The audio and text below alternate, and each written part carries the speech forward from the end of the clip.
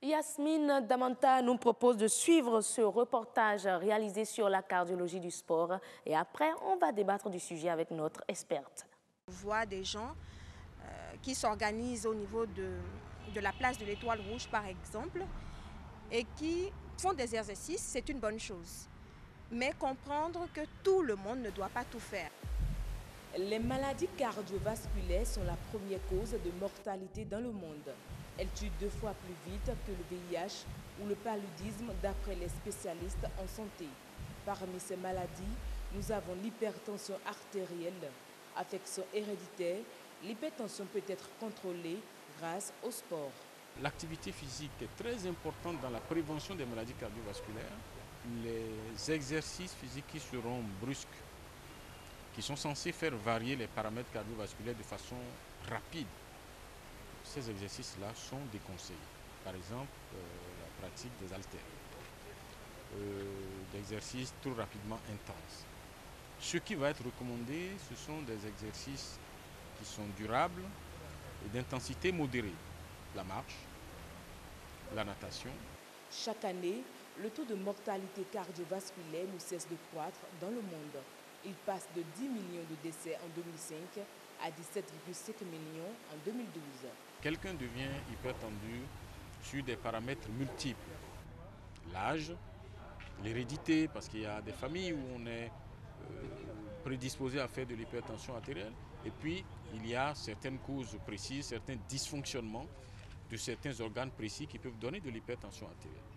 Donc, globalement, par rapport à cela, puisqu'on ne sait jamais quand est-ce que ça s'installe, ce que nous recommandons à la population, c'est quand même de temps en temps d'aller se faire prendre la tension artérielle.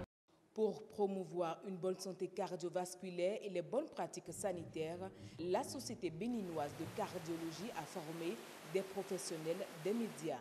Une sensibilisation appréciée de tous. Cette activité nous met face à une responsabilité, savoir la fréquence de son rythme cardiaque pour savoir quelle activité sportive pratiquer. Nous devons savoir qu'il est important que par semaine nous puissions pratiquer environ 150 minutes d'activité sportive, c'est-à-dire à hauteur de 30 minutes par jour, 5 jours dans la semaine. Je pense que c'est largement suffisant. C'est l'occasion de dire que tous ceux-là qui tiennent des salles de sport, les salles de gymnastique, c'est un secteur qui doit être réglementé. Cette formation intervient à quelques jours des 2 activités phares de la Société béninoise de cardiologie.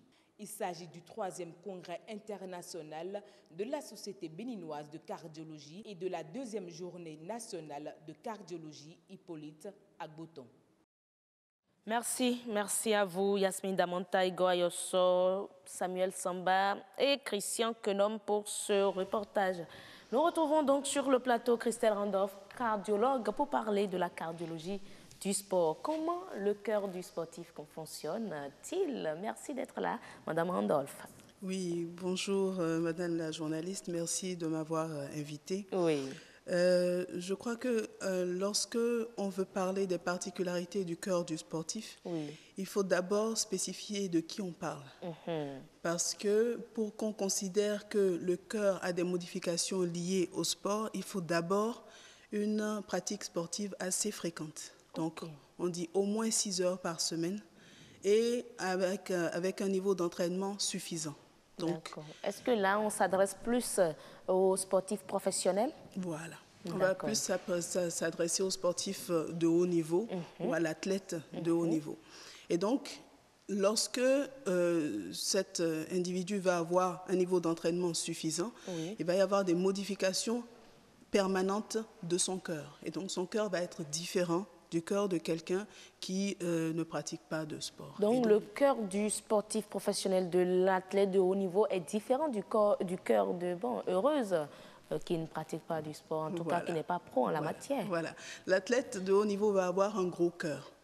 Un gros cœur parce que... Mais quand on dit un gros cœur, qu'est-ce qu'on y met? C'est vrai. On met beaucoup de choses dans le gros cœur. Il y a les bonnes choses comme les mauvaises. Mais dans le cas du sportif de haut niveau, c'est plutôt bien. Parce que ce gros cœur va lui permettre d'accomplir de très bonnes performances. Donc, le cœur va se dilater, il va s'agrandir, ses cavités vont s'agrandir pour pouvoir brasser un plus grand volume de sang dont les muscles ont besoin lors de l'effort. D'accord? Ensuite, les parois vont avoir tendance à s'épaissir un peu, légèrement aussi. Et c'est également un cœur qui va avoir tendance à battre beaucoup plus lentement que le cœur d'un individu normal. Parce qu'il est beaucoup plus performant et au repos, il n'a pas besoin de plus de 50 battements par minute pour couvrir les besoins de l'organisme, alors qu'un individu lambda va battre à 60 ou 80, voire même 100 battements par minute. Donc, les sportifs parfois même descendent à 30-35 la nuit quand ils dorment, et dans la journée, ils sont autour de 40-45 battements par minute. Donc, ça, c'est des petites particularités qu'il faut connaître. Voilà. Mais est-ce que ces particularités ont un impact sur le cœur même du sportif ou c'est fait comme ça? Non, il ne naît pas comme ça. Ça n'agit pas, ça n'a aucun impact négatif sur le cœur du sportif? Disons, le fait que son cœur batte moins que la normale? C'est même positif pour lui. Ça l'avantage parce qu'à l'effort, il va pouvoir augmenter davantage, on parle de réserve chronotrope, il va pouvoir augmenter davantage sa fréquence cardiaque. Si vous êtes déjà au repos à 80 par minute et que vous faites de l'effort, vous savez qu'il y a une fréquence cardiaque maximale qu'on ne dépasse pas. C'est laquelle? Elle se calcule par une petite formule qui est très simple, c'est 220 moins votre âge. Si vous avez 30 ans et qu'on veut calculer votre fréquence maximale théorique, c'est 220 moins 30, ce qui fait 190. Donc, si vous êtes déjà à 100 au repos et que vous devez atteindre 190, vous n'avez que 90 battements de réserve. Alors que si vous êtes à 50 au repos, vous comprenez que vous avez énormément de marge de manœuvre pour accélérer votre cœur et pouvoir soutenir un effort très important. Donc, ces modifications sont positives. Maintenant, il y a certains sportifs chez qui on retrouve ces modifications-là, mais qui ne sont pas forcément liés au sport, mais qui sont liés, par contre, à une maladie du cœur qui existait avant. Donc, oui. Et donc, chez ces gens-là, on est très prudent parce que dès qu'on a un doute entre quelque chose qui existait, donc une maladie du cœur et une adaptation liée à l'effort, on n'hésite pas à arrêter le sport pendant 3 mois. Ça suffit pour que toutes les modifications reviennent à la normale. Et si on continue à avoir des anomalies, à ce moment-là, on considère que c'est une maladie du cœur et il faut faire attention. Il faut faire attention. Est-ce que c'est là qu'on constate ces chutes-là des sportifs en pleine activité? Tout à fait, tout à fait. Parce que l'épaississement de la paroi du cœur dont je vous ai parlé, qui est lié à l'effort, donc au sport, peut être plus importante et être liée à une maladie qu'on appelle la cardiomyopathie hypertrophique. Et on se rend compte qu'il y a beaucoup de sportifs, enfin, parmi ceux qui font des morts subites, il y en a beaucoup, surtout quand ils sont jeunes, avant 35 ans, qui ont cette maladie de la cardiomyopathie hypertrophique qui génère des morts subites. Mais c'est dû à quoi? Est-ce que c'est un mauvais style de vie? Non, ils naissent avec. La cardiomyopathie hypertrophique, c'est une maladie congénitale. Le muscle cardiaque est, disons, structuré de façon désordonnée et très épais. Et donc, dans des conditions d'effort intense, comme sur un terrain de sport, ou bien quand il est un peu déshydraté, etc. Le cœur lâche. Le cœur lâche, il y a des troubles du rythme, il se met à battre de façon anarchique et c'est la mort subite. Et je crois qu'on va en parler. C'est ce qui s'est passé avec le footballeur très célèbre, le Camerounais Marc-Vivien Foué. Foué, je crois qu'on a eu même son image tout à l'heure, oui. Voilà, donc on s'est rendu compte que c'est un sportif qui avait donc cette cardiomyopathie hypertrophique. Et donc ce n'était pas dû à une sorcellerie soupçonnée en temps ou non, quoi? Pas du tout. Et sa femme, lors de l'interview après le drame, malheureusement, disait qu'il avait fait de la diarrhée pendant les jours qui ont précédé. Non, c'est vrai parce que... c'est un signe.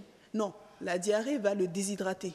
Et comme on le sait maintenant, il y a 2 paramètres à prendre en compte quand un sportif fait un accident ou une mort subite comme ça a été fait, comme ça a été constaté. Il y a l'existence d'une cardiopathie, souvent, qui est non dépistée, qui est inconnue, malheureusement. Et il y a maintenant l'effet surajouté de l'effort, qui est un stress pour le système cardiovasculaire, qui va déclencher maintenant un trouble du rythme, quelle que soit la nature, et générer donc l'accident qui peut parfois être mortel, qui a été fatal pour... et donc, je disais, il avait fait une gastro-entérite, paraît-il, donc ça déshydrate, il n'avait pas suffisamment d'eau dans son corps, et au niveau des ions, ce qu'on appelle les ions également, il devait y avoir un certain nombre de modifications anormales, et donc, le cœur, dans ces conditions-là, avec l'effort, il jouait sous une forte température, il faisait très chaud justement, oui. Et donc ça a été un certain nombre de choses qui ont concouru à l'arrivée de cet accident. Mais pourquoi le mal est aujourd'hui récurrent, je dirais? On rencontre trop souvent maintenant des sportifs qui tombent. Et bon, après quelques premiers soins, ils décèdent. Ils décèdent, oui, parce que, vous savez, il y a des... Avant que le sportif ne soit autorisé à pratiquer son activité, il y a un certain nombre de bilans qui doivent être faits au préalable. Il faut une visite médicale de non-contre-indication au sport. Et dans cette visite médicale-là, surtout pour les sportifs de haut niveau, la Société française de cardiologie recommande un ECG systématique. Et donc, vous voyez, ce n'est pas toujours respecté. Et donc, quand on fait cet électrocardiogramme, dans 60 à 70% des cas, on arrive à détecter une cardiopathie qui existe et qui va contre-indiquer le sport au haut niveau, ou alors qui va permettre de suivre ce sportif en lui mettant des médicaments, en recommandant un certain nombre de choses pour éviter que la catastrophe ne survienne. Donc, ces recommandations ne sont pas suivies. Beaucoup plus en Afrique, malheureusement. C'est des choses qu'on ignore ou en tout cas, on n'y fait pas attention. Il y a aussi des sportifs qui se connaissent cardiopathes, mais compte tenu des contraintes au niveau de leur club, au niveau des contraintes financières, etc., on les laisse quand même jouer parce qu'il faut qu'ils jouent. Les conditions du contrat. Voilà. Donc, et malheureusement, parfois ça passe, mais parfois ça casse. Et c'est ce qu'on constate. Est-ce qu'on peut également incriminer le dopage? Le dopage également a sa place, parce que bon, il y a le PO, il y a un certain nombre de substances dopantes qui créent des problèmes au niveau du cœur et qui peuvent générer des difficultés. Et donc, c'est parce que justement ces accidents sont récurrents que le Club des cardiologues du sport en France a édité un certain nombre de règles qui sont au nombre de 10. Je ne sais pas si on pourra avoir l'image. Tout à fait. Et on recommande donc de respecter ces règles lorsqu'on fait du sport. Et c'est valable également pour les sportifs amateurs. Ce n'est pas seulement pour les sportifs de haut niveau. Et il est très important de les respecter. Ça diminue considérablement le risque de survenue d'un accident au cours de la pratique. Donc c'est environ l'entretien qu'il faut il faut donner à son cœur lorsqu'on est sportif. Ça, c'est surtout les règles qu'il faut suivre lorsqu'on fait du sport. Vous voyez, par exemple, on dit... Est-ce que ce sont les images-là que nous envoie le réalisateur? Non, c'est plutôt celles où il y a les 10 règles d'or du sport avec... Mais là, c'est un examen et une consultation d'électrocardiogramme. Donc pour les sportifs, lorsque on leur fait leur visite initiale, qu'ils ont leur électrocardiogramme, qu'ils aient un problème cardiaque ou non, il est recommandé d'avoir un suivi. Il y a un suivi spécial pour les sportifs. Et voyez ici, c'est une épreuve d'effort qu'on appelle une épreuve donc, de stress qui est réalisée donc, dans un cabinet de la place qui est spécialisé dans la cardiologie du sport et dans la réadaptation cardiaque. Donc qui s'adresse plutôt aux patients qui ont déjà des problèmes de cœur et qui doivent faire du sport, et qui va évaluer la réponse du cœur à l'effort. Et donc, on va mesurer la pression artérielle, on va regarder si de temps en temps à l'effort, le cœur ne fait pas un peu de désordre, s'il ne bat pas de façon anormale.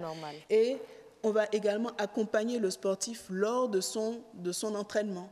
Parce qu'en faisant l'épreuve d'effort, on va voir le niveau d'effort auquel il arrive et on va le coacher, on va l'aider et pour qu'il puisse s'entraîner dans des conditions optimales. D'accord. Maintenant, est-ce qu'on peut avoir quelques détails sur l'entretien? Comment le sportif doit entretenir son corps, mis à part tout ce que vous venez de citer là? Oui, donc il doit... Est-ce qu'il a un comportement, un style de vie à adopter, à avoir? Il doit s'écouter. Ça, il faut le savoir. S'écouter, c'est-à-dire? S'écouter, ça signifie que quand il fait du sport, il doit savoir comment répond son corps d'habitude. Et s'il y a une anomalie, il faut qu'il le sache. Il faut également qu'il s'alimente de façon correcte. Mais ça, vous voyez, c'est personnalisé en fonction du type de sport qu'on fait. D'accord. Donc, c'est en fonction de... ça va être vous savez, il y a des sports qu'on appelle de résistance, donc par exemple ceux qui font de l'haltérophilie, donc qui vont manger beaucoup de protéines pour avoir beaucoup de muscles. Et puis il y a plutôt les sports d'endurance comme le marathon ou bien la course à vélo, et donc eux, ils vont être beaucoup plus minces et donc leur alimentation va différer selon cela. Il faut également qu'ils aient un suivi cardiologique, je l'ai dit, ils doivent avoir un cardio-fréquence-mètre, c'est ça qui est recommandé pour surveiller la fréquence cardiaque quand ils font du sport et ne pas dépasser un certain seuil qui peut être délétère.